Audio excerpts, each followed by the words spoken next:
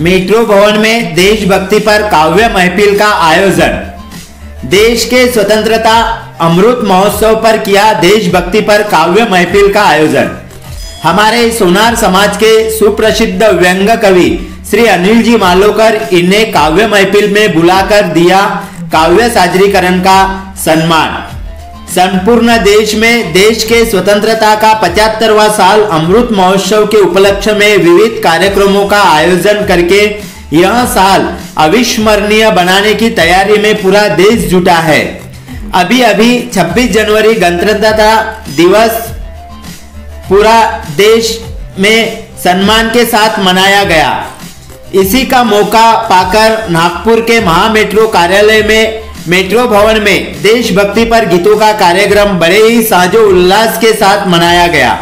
इस कार्यक्रम में हमारे सोनार समाज की शान और नागपुर वासियों के व्यंग्य कवि कोई भी घटना हो, कोई भी विषय हो, समाज तथा श्रोताओं को व्यंग्य के रूप में हंसा हंसा कर लोटपोट करने वाले हम सभी के चहेते सदैव समाज के छोटे बड़े कार्यों में अपनी व्यंग्य की अदा बिखेरने वाले नागपुर निवासी श्री अनिल जी मालोकर उन्हें इस कार्यक्रम में अपनी कविताएं सादर करने का मौका आयोजकों के द्वारा दिया गया। हमारे समाज के लिए बड़े ही गौरव की बात थी। अनिल जी द्वारा देशभक्ति पर व्यंग्यात्मक काव्य श्रोताओं को सुनाया तो काव्य महफिल का माहौल भी देशभक्ति से ओतप्रोत हुआ।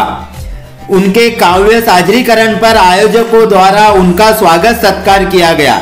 इस कार्यक्रम में प्रमुख अतिथि लेखक, पत्रकार और सुप्रसिद्ध लेखक श्री प्रकाश जी एदलाबादकर, संस्कार भारती के अध्यक्ष और सुप्रसिद्ध व्याख्याते आशुतोष जी अडोनी, सुप्रसिद्ध व्यंग्य कवि अनिल जी मालोकर और विसा संघ के ग्रंथ सहवास के व्यवस्थापक दिलीप जी मैसाड़कर सहभागी थे।